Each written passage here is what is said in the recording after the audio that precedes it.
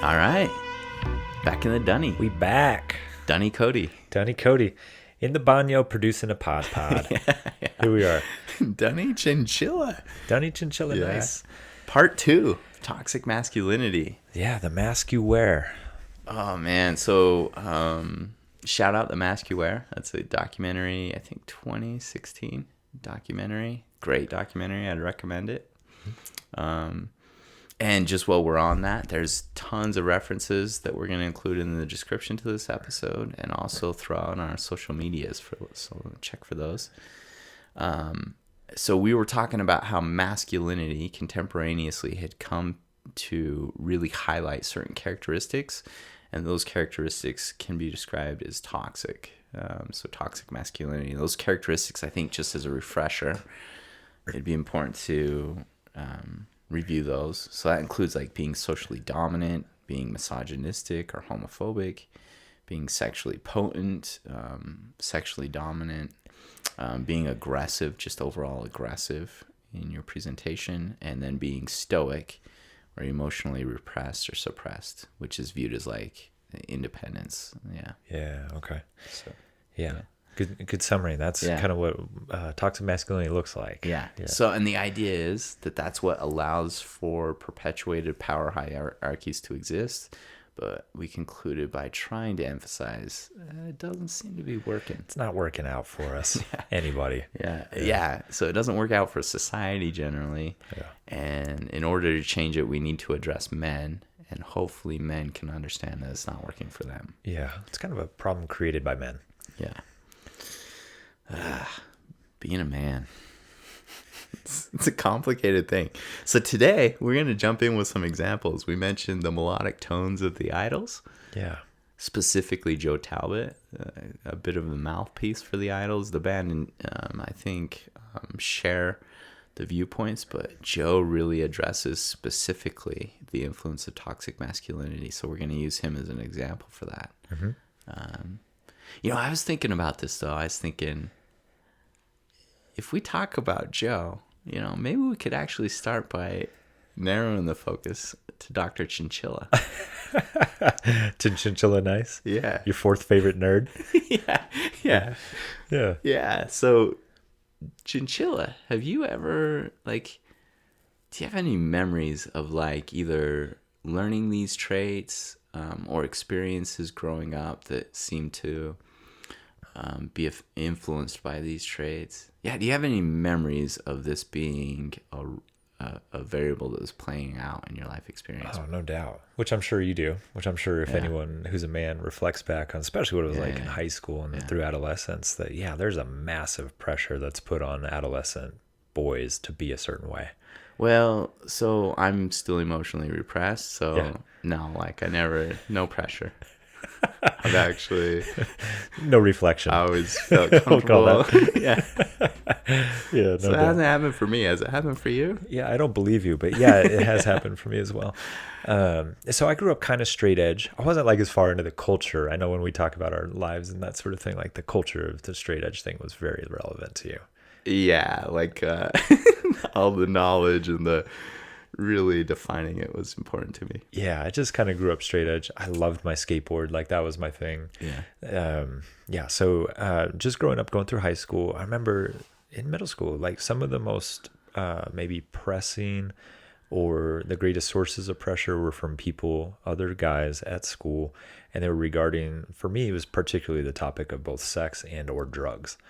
And so it was what's the matter with you? You're not going to smoke weed or eat peyote, or what's the matter with you? You haven't slept with anyone yet and you're 14 years old, that kind of thing. At 14? Oh, 14 for sure. I remember vividly my freshman year of high school getting crap because I had never had any type of sexual experience with a girl yet. Oh my God. At the age of 14. Wow. Absolutely. So that pressure existed, and it existed for me throughout my high school development as well. Yeah. So I played soccer and I skateboarded. Those were my things again. And in all of those different settings, I can remember pretty vividly, traveling on the bus to games out of town and people giving me crap and that sort of thing. Because you weren't using substances, or because you hadn't both had sexual experiences? Yeah. And again, 14, 15, 16 years old. Man. But a baby. Yeah. Yeah. And so in all of that, there's this idea that something's wrong or different. You're not living up to these ideals, and something's wrong with you because of that. And something's wrong with me. And the statistics would probably show otherwise, right? Like I'm actually in the quantitatively majority group there. Yeah. And so, those are kind of the things that I remember the most, just like getting teased, getting made fun of, particularly in those two things for not using drugs, not having any sexual experiences, which again started at like 14 years old. Oh, man. Yeah. So a lot of pressure put on you. Chinchilla pulled through. Chinchilla pulled through, man. Here we are today.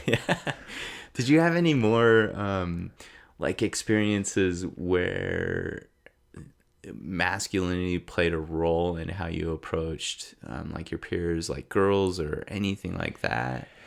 Oh, yeah. So let's go back to April 1st, 1997. Oh, wow. Oh, we got like a specific date. I got the date, man. It was sometime probably early afternoon, Mount Eldon Middle School. Okay, so you mentioned April 1st, so it makes me think, the fact you remember the date and the fact that April 1st is also April Fool's Day. Yeah. I've done some amazing things on April Fool's Day in my life, and I've done some really jackass things. This falls in the jackass category. But you mentioned one of those traits of toxic masculinity is like kind of that social dominance or sexual potency. Yeah. And so what that does is that creates a power dynamic or an imbalance between men and women, which boys and girls, right? So I remember this so well being 14 years old. But oh man, this is good. I can see it. Teeth buckle up, man. Yeah. So I used to take the bus to school every day. Yeah. And our bus driver's daughter had a crush on me. Yeah. And I knew that she liked me. Yeah. And so on April Fool's, in an effort to impress my friends, I asked her out to be my girlfriend. And I could just see like she's so happy. Yeah. And then I told her April Fool's. Don't do it. And I ran off with my friends. No. Yeah. Yeah. Oh, I did that. So I thought that was all good and funny. Yeah. Made my friends laugh. I get on the bus that day. Her mom's my bus driver. Oh. Yeah, her mom was my bus driver. So I get on the bus that day. I have like this really good ability of not thinking things through all the time. So you did this at the like start of the school day. Yeah, you pulled that move. Early afternoon. So I think I get on the bus like 2 hours later. Okay. Yeah. So her mom knows. I get on the bus and I just feel her hand on my arm, just grab my arm. And coincidentally, the seat behind her was empty that day.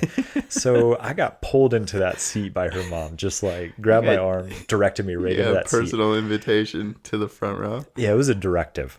And I remember this so well. She goes, "You're sitting here today." And so the whole bus ride home, I got a lesson in why I'm a jackass at that particular moment. Jeez. That was a terrible.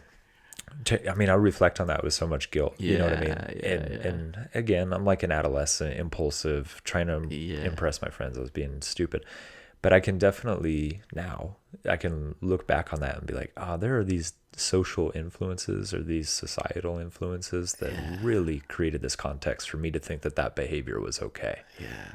That I would think that it would be okay to ask out a girl who I knew liked me, who I knew was going to say yes. Yeah. And I knew that I was going to like kind of crush her dreams in that sense or shut her down in an effort to impress my friends. Yeah. That's a much more nuanced story of toxic masculinity.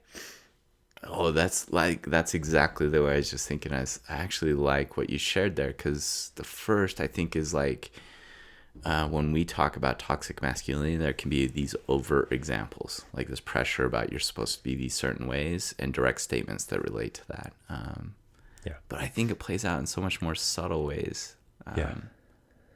Well, thanks, Dr. Chinchilla. Hey, whatever I can do to entertain you and shed some light on the effect of toxic masculinity on my own life.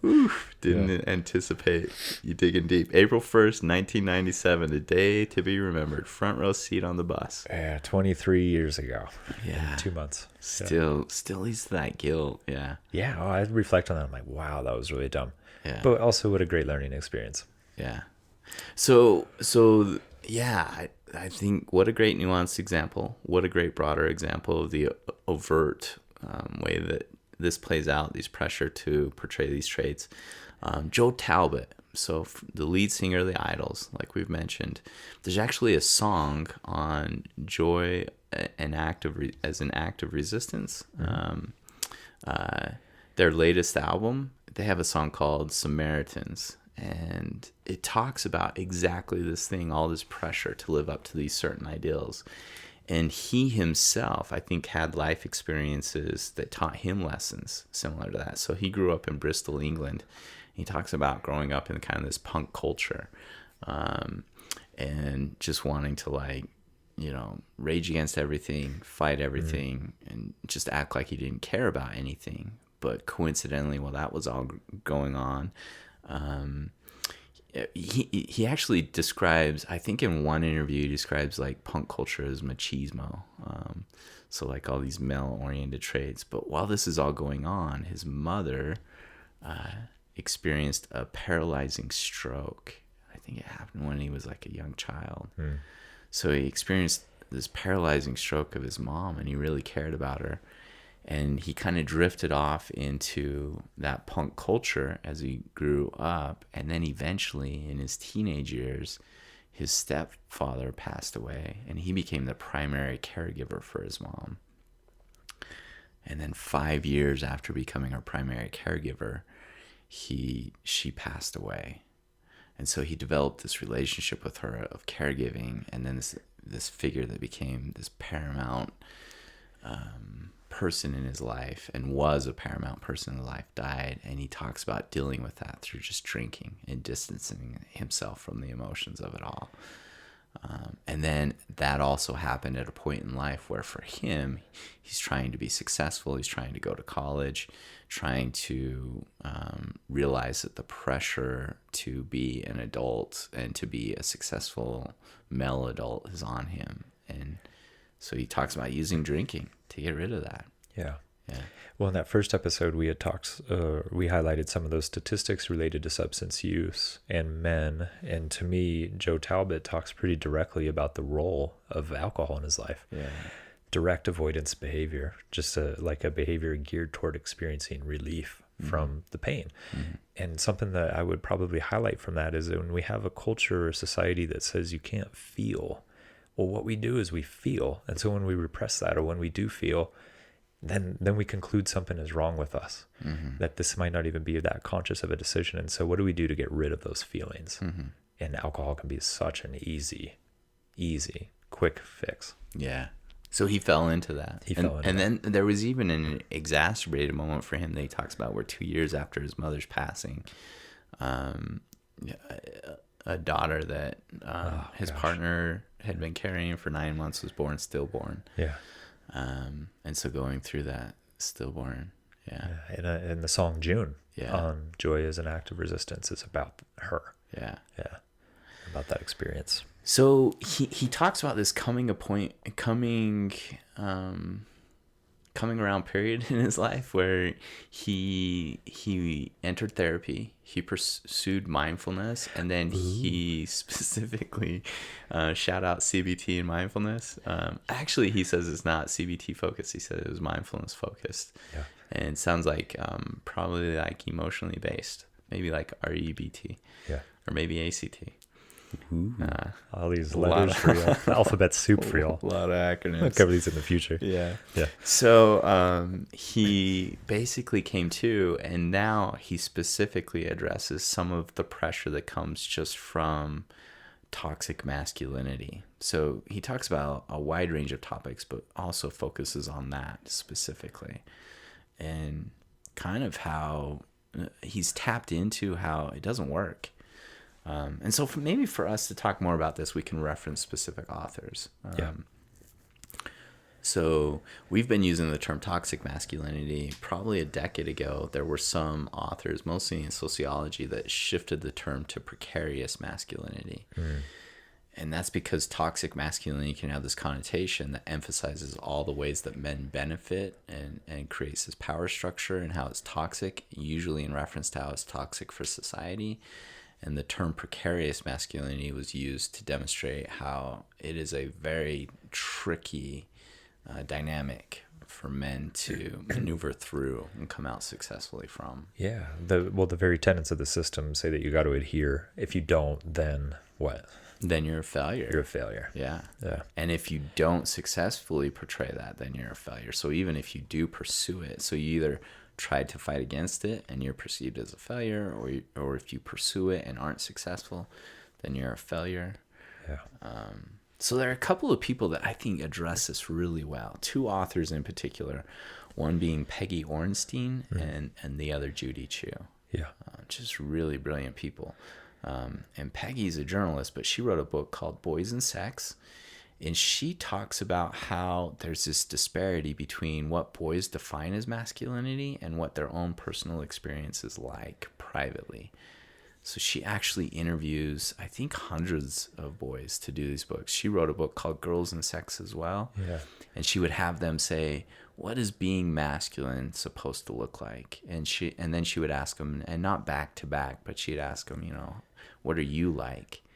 And pretty consistently, and she would interview adolescent males, pretty consistently, they would define those characteristics that we noted earlier as what is desirable. And then they would talk about all the ways that they were different privately. Yeah. Yeah. Wow. Any insight into the sources or influence of like, this is how I should be? Yeah. I mean, just societally. Interestingly, like both her and Judy Chu, and I think they address this in The Mask You Live In? The Mask You Wear? Mask You Wear? I think it's The Mask You Wear. The Mask You the Wear documentary. Yeah. I think they reference this as well. But basically, there are these societal pressures. And feminism, well, there's a lot to be done to continue to promote feminism. It actually provided an avenue since about the 70s for women to say, oh, there's all these societal expectations that come about focused on appearance. And for teenage girls, there can be a real disparity between how they perceive themselves and what they're supposed to mostly look like or act like in particular in relation to boys. And they can feel a lot of maybe shame or guilt or dysphoria because of that. But a lot of that has been named for a while. Yeah. And both of these authors, and in that video they reference, that hasn't really been addressed for men. But in fact, there is a disparity between what they perceive they're supposed to be as boys and what they're not. And so the influence, when you say what are the influences, it'd be hard to pinpoint because it'd be so pervasive. Yeah. The way that messages for girls is so pervasive. Yeah. I was thinking I think I listened to a podcast with Peggy where she was talking about the effect of pornography on boys. Yeah. And how they think they should be when it comes to sex, Yeah. or what sex should be like. So if they hadn't had a sexual experience, they would perceive it to be a certain thing. Yeah. And given how accessible pornography is now, Yeah. she was saying that is becoming even more pervasive or more prevalent with young boys. Yeah. And to define how they're supposed to be. How they're supposed to be. Yeah. She actually uses the example of one boy who said, like, when he began intercourse, he would look at the clock and he had the idea that it had to be X amount of time to pass. Yeah. And that he would do everything he could to not make the experience pleasant as a means, because he believed the way to be most fulfilling as a partner was to achieve that. Yeah. Was to like last longer. Yeah. Yeah. And yeah. And so with that, I mean, that's a direct effect of toxic masculinity. Yeah. So his experience is disconnected. His sexual partner probably doesn't feel great in that moment, Right. because he's not connected to what's going on. Right. Yeah. Yeah. He's over here trying to achieve something that's not even related to what they're doing. In a Yeah. sense. So an author, she teaches at Stanford, Judy Chu, and graduated from Harvard with her graduate degree from Harvard. She addresses when boys become boys. She talks about this disparity occurring. So a moment ago, I kind of compared it to girls growing up, and she describes that disparity between what they perceive they're supposed to be in appearance and in relationships with boys and others usually begins around 11ish and really becomes honed in around 16 or 17 and can really lead to dysphoria. She discovered that this begins around the age of 5 or 6 for boys. Whoa. Yeah, and by 11 has been solidified. Whoa. Yeah. That's kind of mind-boggling. So it happens a lot earlier. And in fact, she references research that demonstrates that male babies and infants and toddlers actually seem to communicate emotion more than female babies, infants, and toddlers. Infants, babies, and toddlers, yeah. So she talks about how we have the idea that that's just maleness, but the early research of early childhood actually shows boys as using more emotional language, as actually verbalizing more, and being more vulnerable. And by 5, 6, 7ish, that is all going the opposite direction. Yeah. Wow. And again, as a result of socialization, right? Yeah. Yeah. Yeah. So just the common messages, there's evidence that we have in research for, and I think a lot of people would probably know this, but differences in the way that we speak to girls and boys. So like we talk to a female toddler differently than when we talk to a male toddler. Yeah. You know, we'll tell the male toddler like, you know, don't cry, or toughen up, be or a big boy, or just something simple and nuanced like you're tough. That creates this expectation that you're supposed to be tough. And all of that's happening for women and girls too. Like, I don't want to take away from, there are all these societal pressures, but these pressures are contributing to toxic masculinity that has such a pervasively negative effect on everyone. It'd be really helpful to understand them and to rectify them. Yeah. So the results of all this essentially is that there are these perpetuated hierarchies in society, right? That men carry that majority power that we talked about in that first episode. Yeah. Man, I like the way that we had this outlined here, and just a sense that like what it does is it creates men who are emotionally impotent and socially dominant. Yeah. Like that is a strong statement. And in power. In power. So in socially dominant, meaning like not just in the context of the room they're sitting in, but like, making a lot of policy decisions. The cycle becomes like it just continues to grow and it continues to spin. And what we mentioned in that first episode again is these perpetuated hierarchies. These characteristics, what they do is they promote workplace and social inequality, sexual aggression, and then the system, when it's set up a certain way, is also set up to maintain that inequality. Like it's almost like the accountability measures in place are set there so that people in power get to remain there. They don't have to face the effects of their own behavior in a sense. Whew. So then, knowing all of that, what do we do? What do we do to make it so that a little chinchilla doesn't Chinchilla Ito. Chinchillito? Doesn't end up on April Fool's Day unintentionally getting that front seat on the bus. Well, he has a genetic loading that would suggest he's predisposed to doing that behavior. His judgment and decision making is already genetically predisposed. We'll just begin to shape Chinchilla Ito in a new direction with the hope that Chinchilla Ito will. And you're right about that, right? Like, what a great statement. Like, societally, we need to make changes and keep working towards changes. They aren't just specific moments in time, and that can work on an individual level, and then it can work on a societal level. Like, really what we're going to be talking about are things that need to just continue. And I think, I'd seen this tweet that had come out with, everything in the context right now of Black Lives Matter and racial inequality, that someone had said this, white supremacy is a white problem and needs to be fought against or broken down by white people. It's not a black problem that white people need to support black people in. And I think the same rings true here, is that this is a problem created by men that needs to be taken down by men.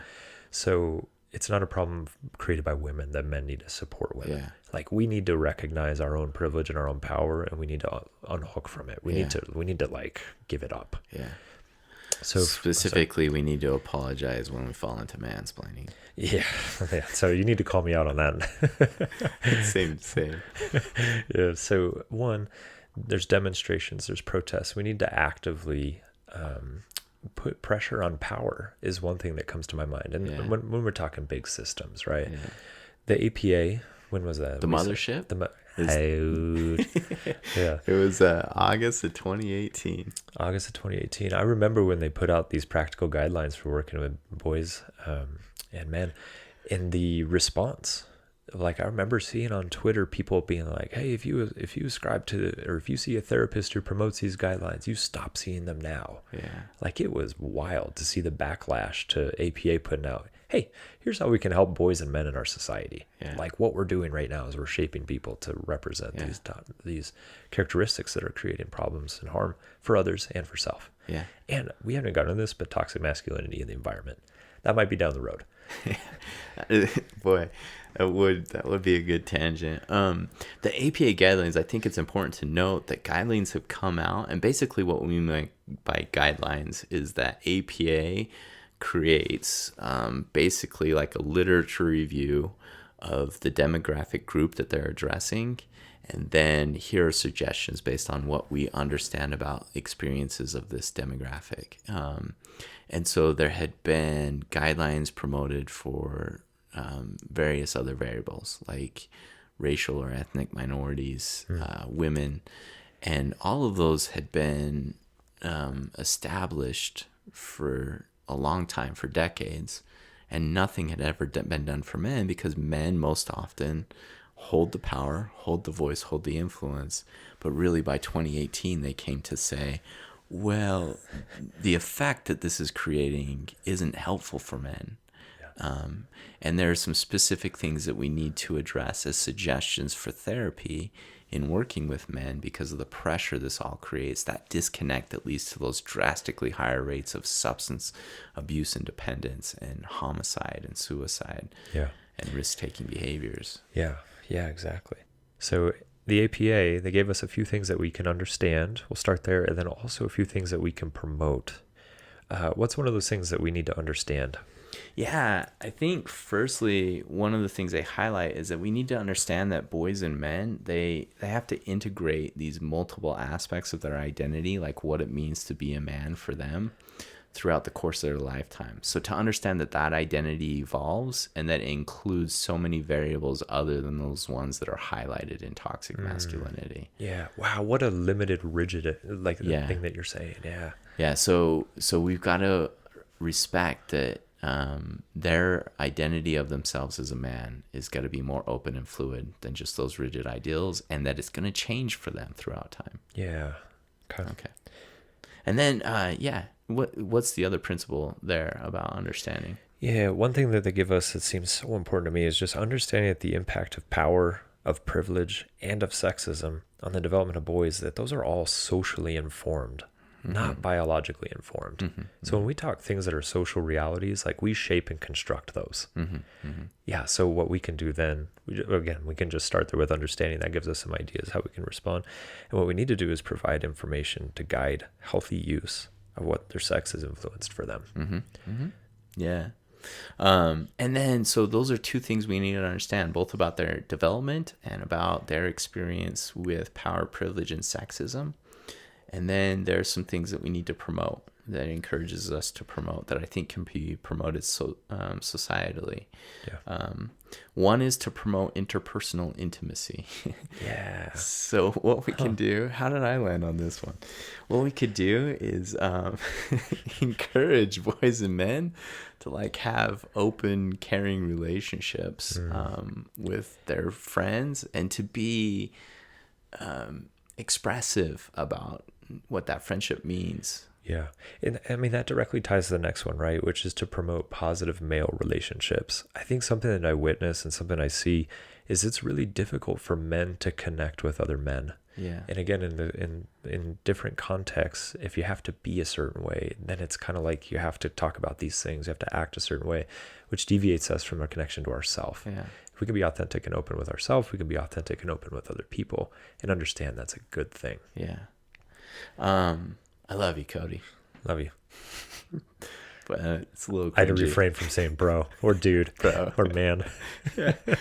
And then lastly, to promote health-related behaviors, and this is so important. We didn't really touch on this, but in addition to like substances and homicide rates and crime, there are all these ways that men are experience higher rates of heart disease and biological issues, much more medical disorders without being treated.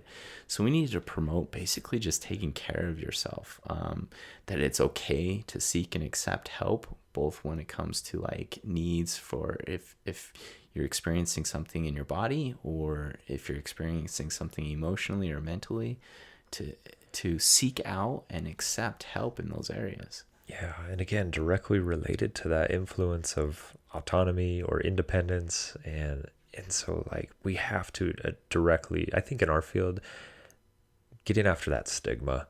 Mm-hmm. Like the healthy, good thing for us to do is to seek help, is to connect, is to develop our own awareness. Yeah, that's a good thing to do. And so we've circled back to, I think when we read those statistics about the effects on gender and women in particular, and the negative influence that masculinity has on that, toxic masculinity has on that, it's cringy. Yeah. And here we are trying to promote these things that seem tapped into sympathy and empathy. And the purpose for that would be to hopefully effect change in terms of relationships with minority groups. Yeah. Minority groups meaning like the group that doesn't have power. Less power. Yeah. Yeah. So it's kind of like, men, let go of your power. Yeah. You're going to be okay. And paradoxically, that will lead to feeling likely more connected to yourself and healthier, which will result in healthier relationships. Yeah. And it's not that you're losing power. You're elevating others. You're allowing others to be there with you. Yeah. Maybe it's not zero sum. Yeah. Now, admittedly, as we close out, I'm terrible at some of these things that we just listed. Interpersonal intimacy. Yeah, I feel a bit hypocritical with some of this, but I'm taking my stripes. Stuff for me to work on. No doubt. Well, that's going to conclude our 2-episode series on toxic masculinity. We would love to hear from you, so hit us up on the socials and everything. Yeah. And then why don't you take us out by shouting us out? No doubt. So you can always hit us up on our website, www.beyondflag.com, flag spelled FLG. And then also we're making that concerted Instagram, Twitter push. So hit us up if you're doing something promoting connection to self, connection to others, connection to the environment. Please use those hashtags. And then you can check us out again, beyond_flag. Yeah. Take care. Love you.